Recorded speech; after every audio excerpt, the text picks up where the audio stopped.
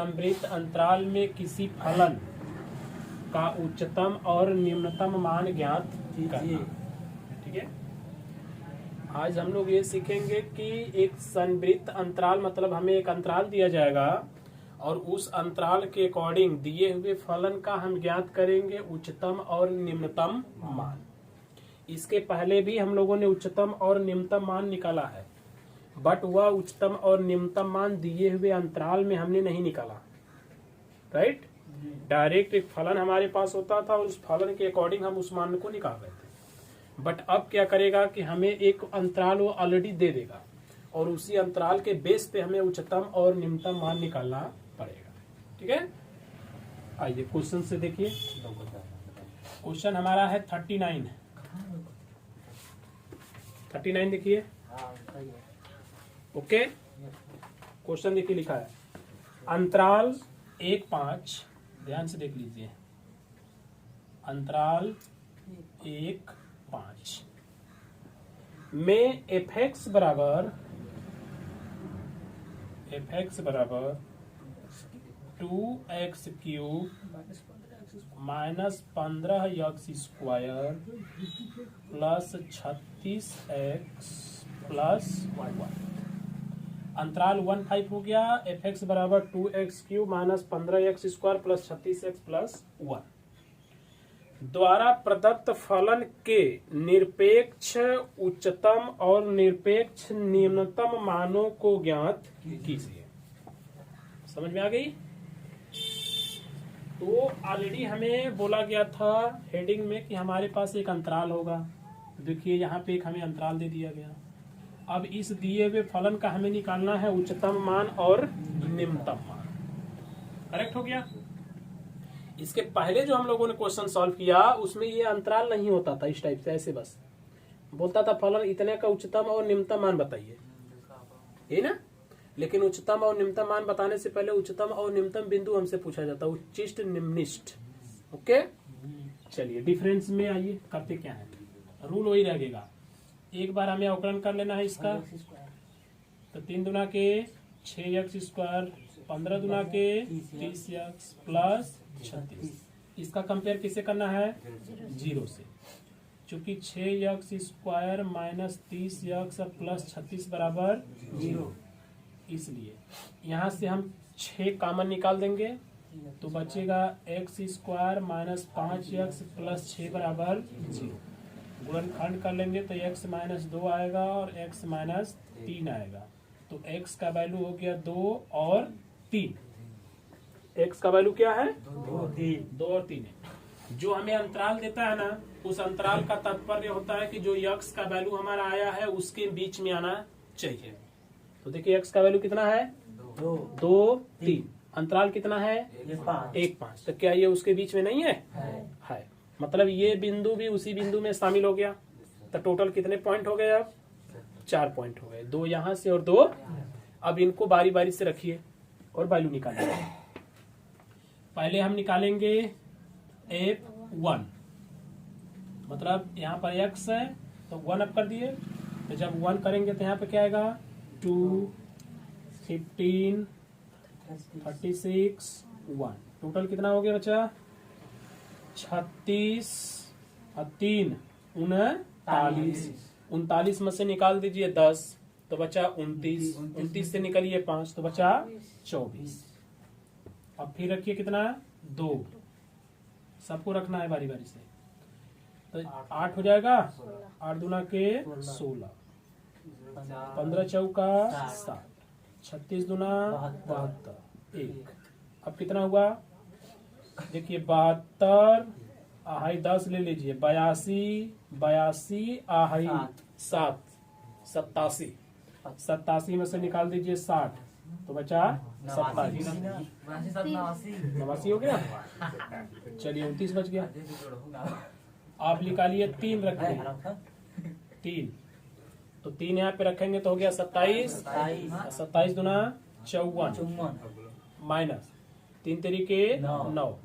तो 15 9 135 प्लस यहाँ पर रखेंगे 3 तो 36 3 108, 36 3 108। प्लस 1। अब कितना हुआ देखिए 108 में हाई जोड़ दीजिए पहले 50 तो 158 और 158 4 162 हाई 163 163 में से 100 निकाल दीजिए बचा 63 में से 30 निकाल दीजिए बचा 33 में से 5 निकाल दीजिए बचा हो गया। अब रखेंगे 5। चलिए 5 रखिए। समझ में आ रहा है ना बिंदु कहाँ से आ रहा है कुल 1 2 3 5 यही है 5 रखेंगे। 4 इसमें कहाँ आया है जो आएगा वो रखेंगे अपने से जबरदस्ती नहीं रखेंगे। चलिए अच्छा 5 रखेंगे तो 5 का घन 125 125 गुना के 150 माइनस 25 अरे 5 का वर्ग 25 हो गया 25 का पहाड़ा अब आपको पढ़ना है 15 बार। क्या बार 15 बार 25 का पहाड़ा जब आप 10 बार पढ़ेंगे तो 250 हो जाएगा 250 हो गया। 25 का पहाड़ा जब आप 5 बार पढ़ेंगे तो 125 हो गया 125 और 2.5 जोड़ देंगे तो 375 हो जाता है। टोटल हो गया 375 प्लस 5 का गुणा कर दीजिए कितना में 36 में तो जब 5 का गुणा 36 में कर देंगे तो टोटल हो जाएगा 180 प्लस 1। गुणा भाग जोड़ना घटाना आप उस मेथड से किया करो जो बहुत टुकड़ा टुकड़ा में जल्दी से हो जाए। ठीक है अब आप अपने माइंड के ऊपर सेट करेगा कि आप किस हिसाब से कैलकुलेशन करते हैं झटके में। नेक्स्ट है 150 में 180 जोड़ेंगे 330 तो 100 और 100 मिला के 200 80 80 मिला के 130 यानी कि 330 और 330 और 331 331 में से पहले 300 निकाल दो तो बचा 31। अब 75 में से 31 निकाल दो पहले 75 में से 30 निकाल दो 45 हो गया 45 से फिर 1 निकाल दो 44 हो गया यानी -44 हो गया। कितना यानी ये गलत आ रहा है नहीं हम गलत ना पूछिए गुणा में गलत हुआ का 5 का घन 125 125 गुना के सही 250 में होगा हम पहले ही कर देते 150 250 था ये फिर से आइए 200 100 मिला के 300 430 हाई 430 431 431 में से 300 निकाल दीजिए 145 आई हुई था 300 निकाल दिए ना तो बचा 131 131 हुआ 75 ठो निकाल दीजिए कितना में से हाँ 131 में से 75 तो 75 नहीं निकाला तो 70 निकाल दीजिए तो जब 70 निकाल देंगे तो बचेगा कितना 50 जब निकाल देंगे तो 51 बचेगा 51 हाई 5 गया तो 56 हो गया टोटल कितना हुआ 56। अब आप देखिए कि आपके क्वेश्चन में क्या पूछा राइट बोली जाओ क्वेश्चन में पूछा है कि निरपेक्ष उच्चतम और निरपेक्ष निम्नतम मान बताइए। तो अब देखिए इसमें उच्चतम मान कितना आया है 56 उच्चतम यानी कि सबसे ज्यादा तो सबसे ज्यादा कितना है 56 उसके बाद का पॉइंट है निम्नतम 24 हो गया। यही आपका आंसर तैयार कर दिया हो गया एकदम नहीं तो लिखेंगे अतः निरपेक्ष उच्चतम कितना 56 निरपेक्ष निम्नतम कितना 24 हो गया। ये अंतराल का है इसमें और जो इसके पहले पढ़ाए थे उसमें दोनों में एकदम डिफरेंस रहेगा। उसमें ऐसे मान नहीं बताना था वैल्यू निकाल के क्वेश्चंस में पुट करके तो वहीं से उच्चतम और निम्नतम मान बता रहे थे ना सेम पॉइंट कर रहे थे। बशर्ते फर्क इसमें यह है कि इसमें अंतराल आ जा रहा है तो अंतराल को भी फिट कर रहा है। उसमें क्या था कि जो यक्स का वैल्यू आता था बस उसी से हम चेक करते थे दोबारा अवकलन करके कि किस पे उच्चतम और किस पे न्यूनतम है। तो जिस पॉइंट पे उच्चतम था उसको रख के वैल्यू निकाल रहे थे जिस पॉइंट पे न्यूनतम था उसको रख के वैल्यू निकाल रहे थे। मतलब अगर दोनों में हम कंपेयर करते हैं तो सेम प्रोसेस है दोनों के अंदर। लेकिन उसमें एक सेकेंड राउंड वाली बात बढ़ती है, जहां से हमको पहले बिंदु पता करना होता है कि उच्चतम है या निम्नतम। और उसके बाद तो ऐसे नहीं रखते थे, सेम पॉइंट करते हैं। चलिए नेक्स्ट आइए,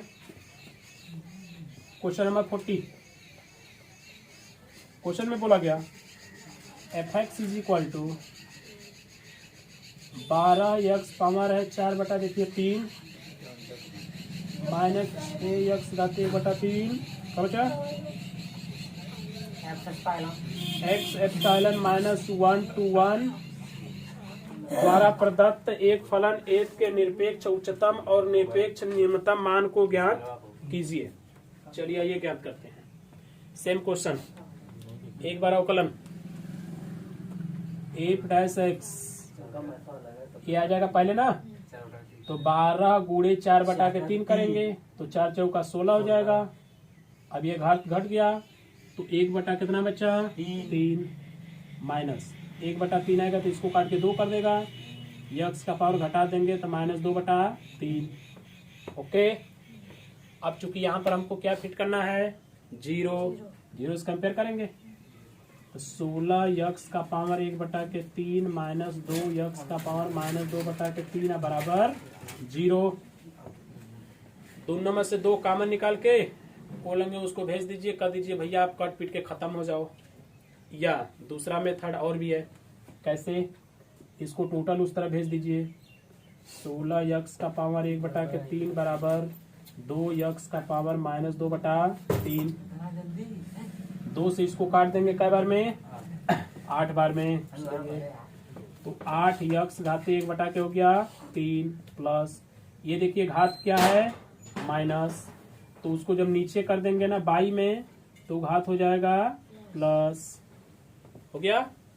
अब ये यहाँ पे भाग कर रहा है तो यहाँ क्या करेगा गुणा, जब गुणा करेगा तो घात क्या हो जाएगा जुड़ जाएगा। तो 1 बटा के 3 में 2 बटा के 3 जोड़ देंगे तो कितना हो जाएगा 1 हो जाएगा, तो बराबर कितना बचा 1। तो यक्स बराबर 1 बटा के 8, तो यक्स का मान कितना है 8 है, 1 बटा 8 है ना, तो यक्स का मान है 1 बटा 8। ओके, चलिए अब पॉइंट हमारा क्या है, पॉइंट हमारा है कि -1 और 1 के बीच में होना चाहिए। तो ईमानदारी से बताइए कि ये 1 बटा 8 जो है -1 और 1 के बीच में है कि नहीं है, है ना भाई। 1 बटा 8 लिखा है मतलब 1 का 8वां हिस्सा, तो 1 का 8वां हिस्सा करेंगे तो 1 के नीचे ना उतरेंगे, तो देखिए 1 से नीचे उतरेंगे लेकिन माइनस में तो आना नहीं है, का मतलब उसके बीच में कहीं ना कहीं सट जाएगा। ओके, चलिए अब मान रखते हैं। सबसे पहले -1 रखना है, कितना रखेंगे -1। तो जब -1 रखेंगे तो यहाँ पर देखिए क्या आएगा, एक हाथ देखिए है 4 बटा के 3 का मतलब हुआ कि 4 बार गुणा करना है और 3 मूल का कड़ी लगा के बाहर निकालना है। तो 4 बार गुणा करेंगे इसका -1 का तो ऑलरेडी प्लस हो जाएगा, आ 1 कौनो मूल के कड़ी में ससुरा फंसा रहे हो तो बाहर 1 निकल ही जाएगा। तो टोटल कुल मिला जुला के यहाँ पर आया 12, कितना 12 माइनस, अब देखिए यहाँ पर यक्स का मान हमको रखना है -1, कितना -1, और -1 का यहाँ पे निकालना है 1 बटा के 3, मतलब घन मूल कणी के बाहर निकालना है -1 को, इसको अब सोचिए कि माइनस को निकालना है घनमूल कणी से बाहर, तो जब भी निकलेगा तो माइनस के साथ ही निकलेगा, तो वे माइनस और ये माइनस दोनों मिला के प्लस, तो टोटल कितना हो गया 18। अब अगला वैल्यू क्या रखेंगे 1 थोड़ा नहीं 1 बटा के 8 जाएगा। अब देखिए यहाँ पे एक मेथड और घुस गया, हमारा जो अंतराल है वह माइनस से प्लस की ओर जाएगा, माइनस से प्लस, लेकिन जब वो माइनस से प्लस की ओर डाकेगा तो बीच में 0 आएगा, नहीं आएगा। माइनस से जब प्लस पे आप जाएंगे तो बीच में 0 आएगा कि नहीं आएगा, तो उस 0 को क्रॉस करेंगे तब ना आगे बढ़ेंगे, लेकिन वह 0 देखिए यहाँ पे कहीं आया हुआ नहीं है, फिर भी उस 0 का हम कैलकुलेशन करेंगे, ठीक है, इस चीज को ध्यान में रखिएगा। तो एक हम रख दिए यहाँ पे 0 रखेंगे तो कुल बत्ती 0 हो जाएगी। चलिए आगे बढ़िए, 1/8 रखिए। तो 1/8 रखेंगे तो यक्स देखिए 12 गुणे 1/8 का घात हो गया 4/3 माइनस 6 गुणे यक्स का मान 1/8 का घात हो गया 1/3। हल कीजिए। 1 बटा लिखा है 8, कितना लिखा? 1/8। 1/8 लिखा है, घात है 4 बटा के है 3। इसका मतलब है कि 3 मूल की कड़ी लगेगी, 4 बार उसको लिखना है। तो 1/8 को 3 मूल की कड़ी से बाहर निकालेंगे तो 1/2 आएगा। और 1/2 को कै बार लिखना है? 4 बार। तो 2 का कितना होता है? 4 16। 1 बटा हो गया 16। अब 12 गुणा करेगा तो 12/16। 4 से काट देंगे तो 3/4। यानी टोटल यहाँ पर जो वैल्यू है वह है 3/4 माइनस इसको भी बाहर निकालना है तो 1/2 आएगा। 2 इसको काट दिया तो 3 हो गया। तो ये हो गया 3। लघुत्तम कर दीजिए तो 3 चौका 12, 12 में से निकल गया तो -9/4 हो गया। अब अगला वैल्यू रखिए 1, कहना 1 रखेंगे तो कुल कहानियां उतना आएगी। 12 माइनस 6 बराबर कितना आएगा? 6 हो गया। अब उसमें देख लीजिए निम्नतम मान कौन है और उच्चतम मान कौन है। सबसे छोटा मान कहाँ है? ये माइनस वाला सबसे छोटा मान होता है। बड़ा कौन है? 18 है। अतः पहले क्या बताना था? पहले लिखा है निरपेक्ष उच्चतम मान। कौन? हाँ, तो निरपेक्ष उच्चतम मान कितना हुआ? निरपेक्ष उच्चतम मान, उच्चतम 18 है ना? कौने बिंदु पर? -1 पर। हाँ। उसके बाद निरपेक्ष निम्नतम कहाँ है? -9/4। कौने बिंदु पर? 1/8। बिंदु लिखना जरूरी है क्योंकि हमसे बिंदु नहीं पूछा जा रहा, केवल मान पूछा जा रहा है। सो हम मान निकालते चले जाएंगे। 3 नंबर 2 का 3 है। अल्लाह नहीं बोला है hx = sin 2x + 5। ओके, दिए गए फलनों के उच्चतम या निम्नतम मान ज्ञात कीजिए। अगर कोई है तब, नहीं है तो बात खत्म। अब उच्चतम और निम्नतम मान हमको बताना है इसका। ऐसा अंतराल नहीं दिया है तो चले गए ठीक डायरेक्ट हम पीछे। यानी कि सबसे पहले उच्चतम और निम्नतम मान ज्ञात करने से पहले हमको उच्चतम और निम्नतम वाला बिंदु ज्ञात करना पड़ेगा। और उसके लिए सबसे पहले इसका एक बार करना पड़ेगा अवकलन। तो एक बार अवकलन करेंगे तो h' हो जाएगा, sin x का हो जाएगा cos x और 2x का हो जाएगा 2, यानी कि 2 cos 2x। 5 का हो गया 0। आप जानते हैं कि इसका हमें कंपेयर करना होता है 0 से, यही ना? क्योंकि उच्चिष्ट और निम्निष्ट का ये सबसे इम्पोर्टेंट प्रतिबंध है। 2 जाके बोलेंगे खत्म हो गया, हुआ कि नहीं हुआ। तो cos 2x बराबर है 0। तो cos कितने डिग्री का वैल्यू होता है? 0 90 डिग्री का होता है। यानी कि 90 को हम यहाँ पर लिख देंगे π/2। cos निकल गया तो 2x बराबर बचा π/2। तो x का मान हो गया π/4। x का मान निकल गया। चलिए अब आगे बढ़ेंगे। x का जब वैल्यू निकल जाता है तो हम इस x के वैल्यू से अब ये पुट करने की कोशिश करते हैं कि उच्चतम या न्यूनतम क्या होगा। और उच्चतम तथा न्यूनतम फाइंड करने के लिए हमें उसका दोबारा अवकलन करना पड़ता है। चलिए दोबारा कराते हैं। अब h'(x) = देखिए cos जो x लिखा है तो cos का अवकलन तो -sin x होता है कि नहीं? और 2x का 2 हो जाएगा। तो 2 जब आएगा तो इस 2 में गुणा करेगा तो कितना बनेगा? 4, यानी -4 sin 2x हो गया ना। अब यहीं पे ना हमें x का वैल्यू रखना पड़ेगा। रखिए x का वैल्यू h'(x) का वैल्यू अब रख देंगे π/4। तो -4 sin 2 इंटू पाई बाई 4 करेंगे तो टोटल बचेगा pi by 2। Sine pi by 2 मतलब कि 90, और साइन 90 का मान होता है 1। तो साइन 90 का मान 1 रख देंगे, और 1 गुणा करेगा -4 में, तो कितना आएगा? -4 आएगा। -4। अब बताइए कि -4 उच्चतम को बताएगा कि निम्नतम को बताएगा? उच्चतम को बताएगा। किसको बताएगा? उच्चतम को। यानी कि हमको यहाँ से पता हो गया कि उच्चतम वैल्यू आएगा इसका, तो हमको बोला ना कि उच्चतम मान बताइए, अगर है तो यक्स का वैल्यू है तो ही है, तब उच्चतम मान बताएंगे। और उच्चतम मान बताने के लिए हम पहले ही पढ़ चुके हैं कि हमें क्वेश्चन में उस वैल्यू को रखना होता है। कहाँ पर? क्वेश्चन में। चलिए रखिए।